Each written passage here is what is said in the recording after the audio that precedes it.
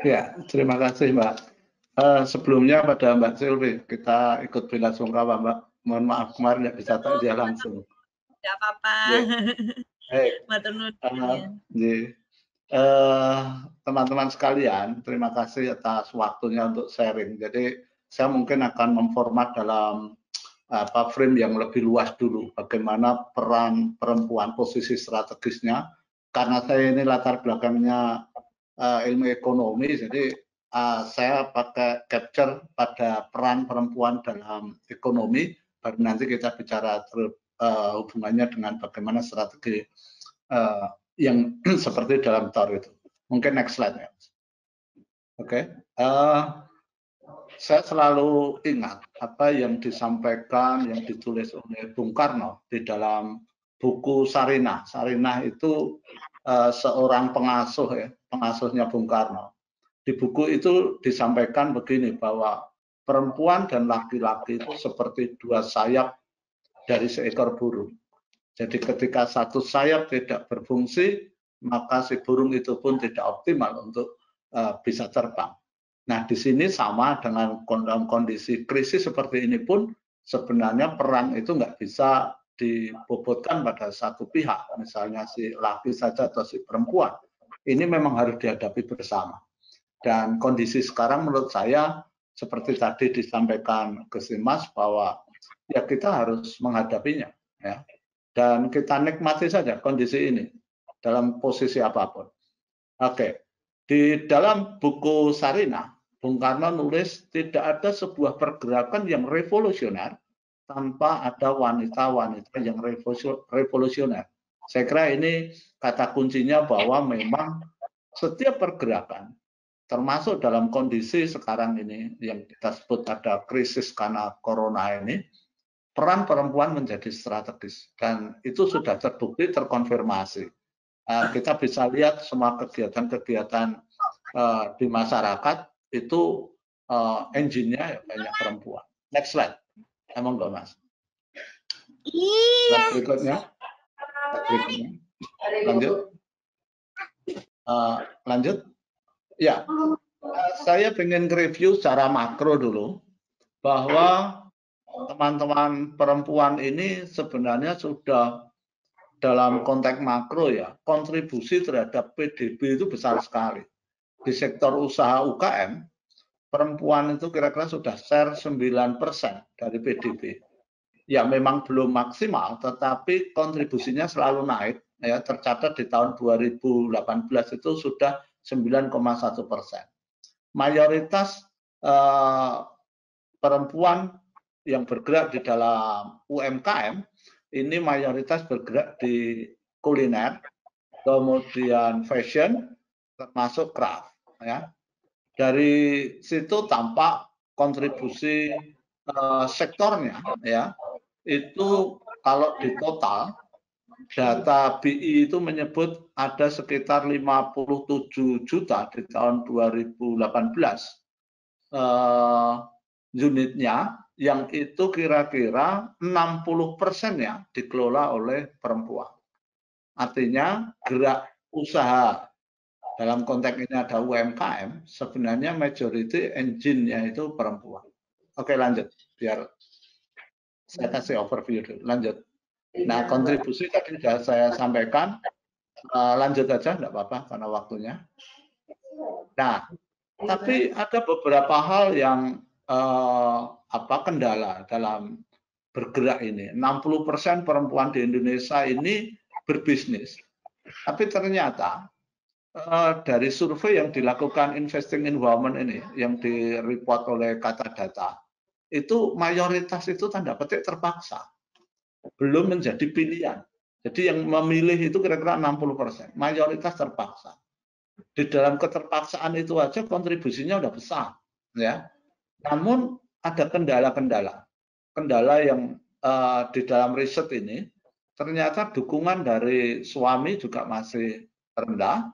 Kemudian saya kira masalah klasik ya, kita perizinan usaha dan hambatan lain. Nah, kalau kita lihat perizinan usaha di Indonesia memang itu terkonfirmasi. Kita lihat misalnya data ekonomi tentang doing business kemudahan berusaha di Indonesia. Indonesia itu dari 190 kita ada di posisi 73 ya. Dan mayoritas memang hubungannya dengan perizinan. Saya kira ini menjadi tantangan sendiri. Lanjut slide berikutnya. Dalam kegiatan ekonomi kreatif, nah ini yang menarik. Tadi seperti disampaikan sebelumnya bahwa meskipun di rumah, meskipun kegiatan krisis, sebenarnya tidak hanya hari ini, kegiatan-kegiatan ekonomi tadi 60% itu dikelola oleh perempuan. Dan kegiatan yang di sektor ekonomi kreatif, di mana misalnya Jogja ini ada basisnya, tadi ada fashion, kuliner, craft itu ya, itu rata-rata ya di atas 53% itu yang ngelola juga perempuan. Artinya apa? Perempuan telah berkiprah dalam sektor perekonomian di Jogja, khususnya sektor basis yang dihubungkan dengan ekonomi kreatif. Di tahun 2019, angka partisipasi kalau secara keseluruhan, partisipasi perempuan yang bekerja sudah naik pada usia produktif itu sekarang sudah menjadi 55%. Saya kira ini tren yang membaik. Nah, sayangnya dari sisi gaji ada bias. Jadi masih ada bias mungkin karena ada stigma bahwa laki-laki adalah pencari nafkah utama, sehingga di dalam sistem penggajian itu juga ada timpang. Jadi ada gap kira-kira 32% itu lebih rendah dari rata-rata. Nah, saya kira ini menarik. Harus ada perjuangan lagi bahwa ketika memang beban itu terbagi, ya nggak perlu lagi ada disparitas seperti ini. Oke, lanjut. Saya hanya ngasih overview aja. Nah, dihubungkan dengan kondisi sekarang, lalu bagaimana kita bisa berkontribusi, kita bisa bertahan. Kita semua tahu bahwa COVID ini semua terdampak, ya semua harus bergerak. Lanjut aja. Bagaimanapun perempuan dan siapapun sebenarnya pada kelompok yang sadar, kita harus memang menjadi pelopor mencegah penularan COVID ini.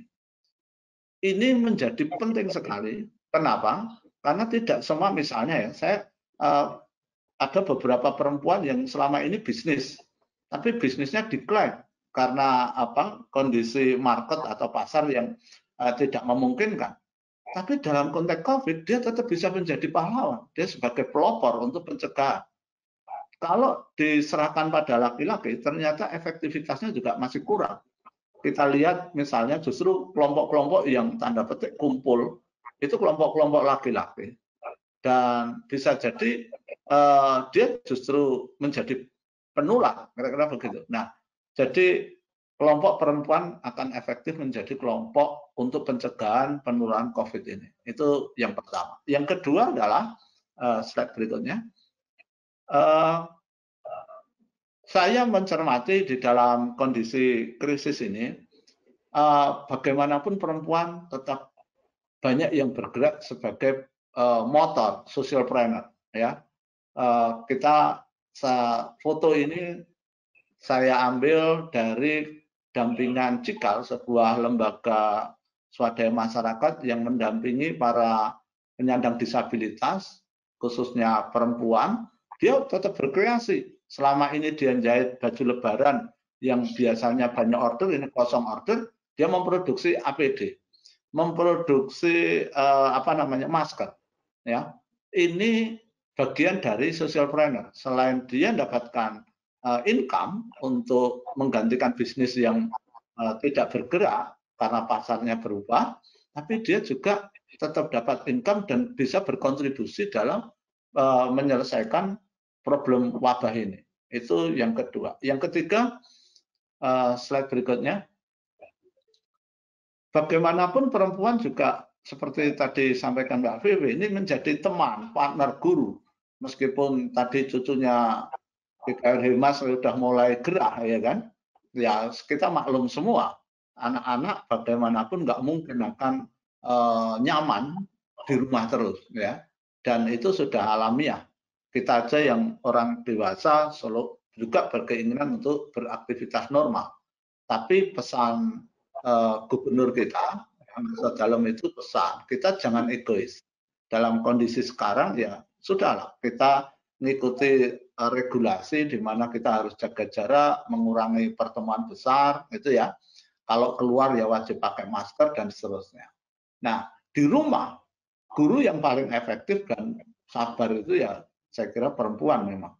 Dan ini saya kira sudah teruji. Tapi ya tadi, kalau terus-menerus siswanya yang nggak kuat, ya kan? Lebih galak katanya. Oke, terakhir dari saya slide berikutnya adalah tetap produktif. Ya, bagaimana kita bertahan? Tentu manajemen ekonomi rumah tangga, ibu-ibu jauh lebih paham dari saya. Ya, saya nggak perlu ngajarin. Yang jelas, justru harus dibalik dalam kondisi krisis. Tentu kita nggak perlu menabung karena tidak saatnya menabung. Pada saat ini justru bagaimana kita punya saving, saatnya lah dikeluarkan. Saatnya lah dibelanjakan untuk kegiatan, entah itu kebutuhan rumah tangga, entah itu kegiatan sosial, entah itu kegiatan keagamaan. Jadi semua aktiviti itu memerlukan biaya. Semua sekarang bergerak dan saatnya kita mengeluarkan. Jadi kalau di dalam manajemen keuangan rumah tangga, di dalam kondisi yang sulit, itu justru memperlonggar belanjanya. Jadi, tapi konteksnya belanja yang efektif, ya. Misalnya belanja sembako kita punya, nggak apa-apa, kita belanja lagi ke warung sebelah, ke temennya jual masker, meskipun kita udah punya masker, ya nggak apa-apa, kita belanjakan saja. Itu metode yang justru paling efektif. Saya punya keyakinan ketika kita spending, itu justru kita akan memiliki income. Maka kegiatan produktif itu otomatis akan melekat di kita. Bentuknya macam-macam, bisa yang menciptakan uang atau pendapatan, tapi juga menciptakan nilai tambah, tidak harus uang. Karena bisa juga kegiatan produktif untuk kegiatan rumah tangga sendiri, kegiatan produktif untuk society atau masyarakat. Seperti tadi itu, gerakan menjahit masker lalu didistribusi. Saya kira ini tetap kegiatan produktif meskipun belum tentu menghasilkan uang. Nah, saya kira itu beberapa hal yang penting. Sekali lagi kita tidak panik. Yang kedua justru jangan pelit. Kira-kira itu. Saya kembalikan kepada moderator. Monggo. Ya,